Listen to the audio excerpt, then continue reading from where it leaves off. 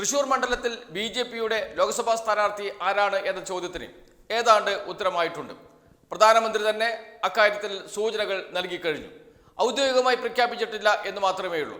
എല്ലാവർക്കും അറിയാം തൃശൂരിൽ മത്സരിക്കാൻ പോകുന്ന ബി.ജെ.പി സ്ഥാനാർത്ഥി സുരേഷ് ഗോപിയാണ് എന്ന്.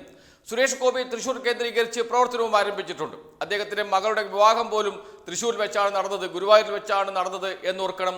തൃശൂരിലെ ലൂർദ് മാതാ പള്ളിയിൽ സ്വർണ്ണക്കിരീടം നൽകിയത് നാം ഓർക്കണം. ആ സ്വർണ്ണക്കിരീടം വീണ് പൊട്ടിയതുകൂടി നാം നല്ലവണ്ണം ഓർക്കേണ്ടതുണ്ട്. അങ്ങനെ തൃശൂർ കേന്ദ്രീകരിച്ച് പ്രവർത്തിക്കാൻ സുരേഷ് ഗോപി തീരുമാനിക്കുമ്പോൾ അദ്ദേഹത്തിന്റെ മനസ്സിൽ ആ മണ്ഡലത്തിലെ 58% വരുന്ന ഹിന്ദു വോട്ടുകൾ മാത്രമല്ല, അദ്ദേഹത്തിന്റെ മനസ്സിൽ ക്രിസ്ത്യൻ വോട്ടുകൾ കൂടി കണക്ക് കൂട്ടുന്നുണ്ട്. ഏകദേശം 24% വരും തൃശൂർ മണ്ഡലത്തിലെ ക്രിസ്ത്യൻ വോട്ട് എന്നാണ് കണക്കാക്കപ്പെട്ടിരിക്കുന്നത്. അതുകൊണ്ട് തന്നെ ക്രിസ്ത്യൻ വോട്ട് ആകർഷിക്കാതെ, ക്രിസ്ത്യൻ മതവിഭാഗങ്ങളിൽ സ്വാധീനം ചെലുത്താതെ അവിടെ ജയിച്ചു വരാൻ കഴിയില്ല എന്ന് നന്നായി അറിയുന്ന ആളാണ് സുരേഷ് ഗോപി. അതുകൊണ്ട് തന്നെയാണ് അദ്ദേഹം ലൂർദ് മാതാ പള്ളിയിൽ പോയതും ലൂർദ് മാതാവിന് സ്വർണ്ണക്കിരീടം സമ്മാനിച്ചതും എന്നൊക്കെ ആളുകൾ ചർച്ച ചെയ്യുന്നുണ്ട്. ഇപ്പോൾ തന്നെ അതിന് പിറകിൽ ഒരു രാഷ്ട്രീയ ഉദ്ദേശമുണ്ട് എന്നാണ്. ഒരു കാര്യം ഉറപ്പിച്ച് പറയാനും കഴിയും, ബി.ജെ.പി വോട്ടുകളും ആ വോട്ടിനോടൊപ്പം ചേരുന്ന മറ്റ് ഏതാനും ഹിന്ദു വോട്ടുകളും മാത്രം ചേർന്നാൽ ബി.ജെ.പിക്ക് അല്ലെങ്കിൽ സുരേഷ് ഗോപിക്ക് തൃശ്ശൂരിൽ ജയിക്കാൻ കഴിയില്ല, 2ാം സ്ഥാനത്ത് എത്താൻ പോലും കഴിയില്ല. 2ാം സ്ഥാനത്ത് എത്തണമെങ്കിൽ പോലും അല്പം ക്രിസ്ത്യൻ വോട്ടുകൾ വേണം എന്ന കാര്യത്തിൽ സംശയമില്ല. അത് കേരളത്തിലെ ബി.ജെ.പി നേതൃത്വത്തിന് നന്നായി അറിയാം, കേന്ദ്ര നേതൃത്വത്തിനും നന്നായി അറിയാം. അതുകൊണ്ടാണ് ബി.ജെ.പി നേതാക്കൾ ബിഷപ്പുമാരെ കാണാൻ അരമനകളിലേക്ക് പോകുന്നത്. അതുകൊണ്ടാണ് ബി.ജെ.പി നേതാക്കൾ കേക്കും വൈനുമായി ക്രൈസ്തവ ഭവനങ്ങളിലേക്ക് കടന്നു ചെല്ലുന്നത്. എന്നാൽ ഈ നാടകങ്ങൾ കൊണ്ടൊന്നും രക്ഷയില്ല എന്ന് പറഞ്ഞിരിക്കുകയാണ് തൃശ്ശൂർ അതിരൂപത തന്നെ. സുരേഷ് ഗോപിക്ക് ഒരു രക്ഷയും തൃശ്ശൂരിൽ ലഭിക്കില്ല, അല്ലെങ്കിൽ സുരേഷ് ഗോപിക്ക് ഒരു ക്രൈസ്തവ വോട്ട് പോലും ലഭിക്കില്ല എന്ന് ഉറപ്പിച്ചു പറയുന്നു അതിരൂപത, തൃശ്ശൂർ അതിരൂപത. മറ്റ് അതിരൂപതകളുടെ മുഖപത്രങ്ങളൊക്കെ ബി.ജെ.പിയെ വിമർശിച്ചുകൊണ്ട് ലേഖനങ്ങളുമൊക്കെ എഴുതിയിട്ടുണ്ട്.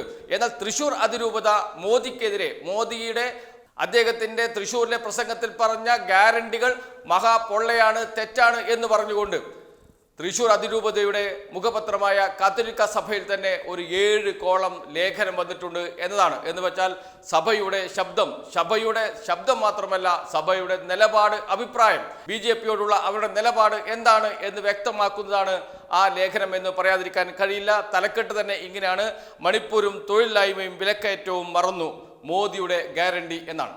മോദിയുടെ ഗ്യാരണ്ടി നമ്മൾ കേൾക്കുന്നത് തൃശ്ശൂർ വെച്ചാണ്. തൃശ്ശൂരിൽ അദ്ദേഹം നടത്തിയ പ്രസംഗത്തിലാണ് മോദിയുടെ ഗ്യാരണ്ടിയെക്കുറിച്ച് അദ്ദേഹം വാചാലനാകുന്നത്. 10-17 പ്രാവശ്യം അദ്ദേഹത്തിന്റെ പ്രസംഗത്തിൽ മോദിയുടെ ഗ്യാരണ്ടി എന്ന വാക്ക് ആവർത്തിച്ചിരുന്നു എന്ന് എല്ലാവർക്കും അറിയുന്ന കാര്യം തന്നെയാണ്. അതുകൊണ്ട് തന്നെയാണ് മോദിയുടെ ഗ്യാരണ്ടി എന്നത് ഒരു പൊള്ളയായ വാഗ്ദാനമാണ് എന്നും അദ്ദേഹം തൃശ്ശൂരിൽ നടത്തിയ റോഡ് ഷോ ഒരു രാഷ്ട്രീയ ഷോ ആണ് എന്നും ഈ കാത്തോലിക്ക സഭയുടെ ലേഖനത്തിൽ പറയുന്നു. തൃശ്ശൂർ അതിരൂപയുടെ മുഖപത്രമായ കാത്തോലിക്ക സഭ അതിൽ പറയുന്നത് ഇങ്ങനെയാണ്: മണിപ്പൂരും തൊഴിലില്ലായ്മയും വിലക്കയറ്റവും മറന്നു, മോദിയുടെ ഗ്യാരണ്ടി എന്ന തലക്കെട്ട്.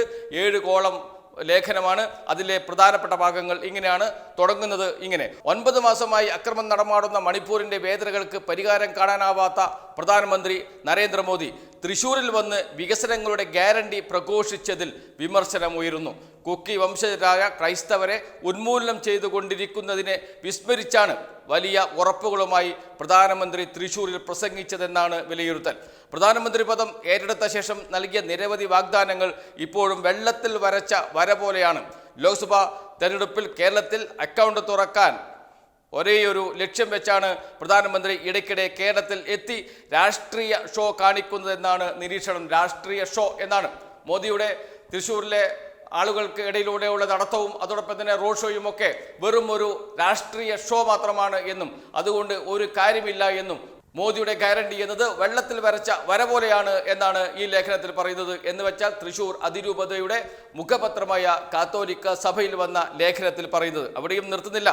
വിദേശത്തെ കള്ളപ്പണം നിക്ഷേപിച്ചത് പിടിച്ചെടുത്ത് ഓരോ ഇന്ത്യക്കാരുടെയും അക്കൗണ്ടുകളിലേക്ക് 15 ലക്ഷം നിക്ഷേപിക്കുമെന്ന് മോദി നൽകിയ ഗ്യാരണ്ടിയെക്കുറിച്ച് ഒരു ബി.ജെ.പി നേതാക്കളും ഇപ്പോൾ മിണ്ടുന്നില്ല.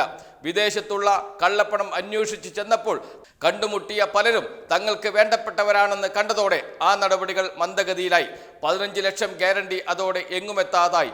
നോട്ട് നിരോധനത്തിന്റെ കാലത്തും മറ്റൊരു ഗ്യാരണ്ടി കേട്ടു: എല്ലാം ഉടനെ ശരിയാകുമെന്നും അല്ലെങ്കിൽ എന്നെ എന്തോ ചെയ്തു കൊള്ളാമെന്നുമായിരുന്നു ഗ്യാരണ്ടി. പെട്രോൾ വിലയ്ക്കെതിരെ പ്രതിപക്ഷത്തിരിക്കുമ്പോൾ ഘോര പ്രസംഗിച്ചവരാണ് BJP നേതാക്കൾ. കോൺഗ്രസ് ഭരണം അവസാനിച്ചാൽ ലിറ്ററിന് 50 രൂപ നിരക്കിൽ പെട്രോൾ നൽകുമെന്നായിരുന്നു മറ്റൊരു ഗ്യാരണ്ടി. അസംസ്കൃത എണ്ണവില പകുതിയായി കുറഞ്ഞിട്ടും ഇന്ധനവില കൂട്ടി കോർപ്പറേറ്റുകളെ സന്തോഷിപ്പിച്ചതല്ലാതെ സാധാരണക്കാർക്ക് ആശ്വാസമാകാൻ കഴിഞ്ഞില്ല എന്നതാണ് യാഥാർത്ഥ്യം എന്നും കൂടി പറഞ്ഞു വെക്കുന്നു കാത്തോലിക്ക സഭയിലെ ലേഖനം. അവിടെയും നിർത്തുന്നില്ല. അതിനുശേഷം അതല്ലെങ്കിൽ ഇന്ത്യയിലെ ജനങ്ങളുടെ സ്ഥിതി എന്താണ് ഇപ്പോഴുള്ളത്? ആ ജനങ്ങൾക്ക് മോദി നൽകിയ ഗ്യാരണ്ടികൾ എവിടെ പോയി എന്ന ചോദ്യമാണ് കാത്തോലിക്ക സഭ പിന്നീട് ചോദിക്കുന്നത്. അതിങ്ങനെയാണ്: ആഗോള പട്ടിണി സൂചികയിൽ ഇന്ത്യയുടെ സ്ഥാനം 111ആണ്. 2014 55-ാം സ്ഥാനത്തായിരുന്നു ഇന്ത്യ. രാജ്യത്തെ ജനങ്ങളിൽ 15% പേർ അതിദാരിദ്ര്യത്തിലാണെന്ന നീതി ആയോഗിന്റെ national multidimensional poverty index പറയുന്നു. ഇന്ത്യയെ ലോകത്തിലെ 3ാമത്തെ വൻ ശക്തിയാക്കുമെന്നാണ് ശ്രോതാക്കളുടെ വിസ്മയിപ്പിക്കുന്ന മോദിയുടെ മാസ്മരികമായ മറ്റൊരു ഗ്യാരണ്ടി. ദേശീയ സമ്പത്തിന്റെ 63% രാജ്യത്തെ 10% വരുന്ന സമ്പന്നരുടെ കയ്യിലാണെന്നാണ് ലോക സാമ്പത്തിക ഫോറത്തിൽ അവതരിപ്പിച്ച കണക്ക്. 2014 ശേഷം ശതകോടീശ്വരന്മാരുടെ എണ്ണം വർദ്ധിപ്പിച്ച് 166ആയി. സമ്പന്നരായ 10%-നാണോ മോദിയുടെ യഥാർത്ഥ ഗ്യാരണ്ടി ലഭിക്കുന്നതെന്ന് വിമർശകർ ചോദിക്കുന്നുണ്ട് എന്ന് കാത്തോലിക്ക സഭ ഓർമ്മപ്പെടുത്തുകയും ചെയ്തു. എന്ന് വെച്ചാൽ ഈ ലേഖനത്തിൽ മുഴുവൻ മോദിയുടെ ഗ്യാരണ്ടി എന്ന് പറയുന്ന അദ്ദേഹത്തിന്റെ പുതിയ വാഗ്ദാനം ഒരു പൊള്ളയാണ് എന്നും അദ്ദേഹം നടത്തുന്നത് ഒരു രാഷ്ട്രീയ ഷോ മാത്രമാണ് എന്നും ആവർത്തിച്ച് പറഞ്ഞുകൊണ്ടിരിക്കുന്നു. എന്ന് വെച്ചാൽ മോദി തൃശ്ശൂരിൽ അദ്ദേഹം വരികയും അവിടെ നാരീശക്തി സമ്മേളനത്തെ അഭിസംബോധന ചെയ്തു നടത്തിയ ആ പ്രസംഗത്തിൽ പറഞ്ഞ കാര്യങ്ങളാണ്. എന്ന് വെച്ചാൽ നാരീശക്തി പരിപാടി സംഘടിപ്പിച്ചത് തന്നെ സുരേഷ് ഗോപിക്ക് വേണ്ടിയിട്ടാണ്, മോദിക്ക് പ്രസംഗിക്കുന്നതിന് വേണ്ടിയിട്ടാണ്. തൃശ്ശൂരിൽ മോദി ഒരു ഷോ നടത്തുന്നത് തൃശ്ശൂരിലെ ലോക്സഭാ സ്ഥാനാർത്ഥി സുരേഷ് ഗോപിക്ക് വേണ്ടിയിട്ടാണ്. അങ്ങനെ സുരേഷ് ഗോപിക്ക് വേണ്ടി നടത്തിയ ഒരു പരിപാടിയിൽ മോദി നടത്തിയ ഒരു പ്രസംഗത്തെ നിശിതമായി വിമർശിച്ചുകൊണ്ട് തൃശ്ശൂർ അതിരൂപത തന്നെ രംഗത്ത് വരിക എന്ന് വെച്ചാൽ ഒരു കാര്യം ഉറപ്പിച്ചു പറയാൻ കഴിയും: സുരേഷ് ഗോപി, നിങ്ങളുടെ നാടകങ്ങളൊന്നും ക്രൈസ്തവ സഭയെ സ്വാധീനിച്ചിട്ടില്ല. നിങ്ങളുടെ അരമന കയറിയിറങ്ങിയുള്ള സന്ദർശനങ്ങളൊന്നും ക്രൈസ്തവ സമൂഹത്തെ ആകർഷിച്ചിട്ടില്ല. നിങ്ങൾ കേക്കും വൈനുമായി ക്രിസ്തീയ ഭവനങ്ങൾ സന്ദർശിച്ചതൊന്നും ക്രൈസ്തവ സമൂഹത്തിൽ യാതൊരു ചലനവും ഉണ്ടാക്കിയില്ല എന്നാണ് ഈ മുഖപ്രസംഗം തന്നെ പറയുന്നു. ഏറ്റവും അവസാനത്തെ പാരഗ്രാഫ് ഉണ്ട്. അതിങ്ങനെയാണ്: രാജ്യപുരോഗതിയുടെ നേട്ടം സാധാരണക്കാരിലും എത്താൻ ഉറപ്പു നൽകുകയാണ് പ്രധാനമന്ത്രിയുടെ പ്രസംഗത്തിൽ ഉണ്ടാകേണ്ടതെന്ന് രാഷ്ട്രീയ നിരീക്ഷകർ പറയുന്നു.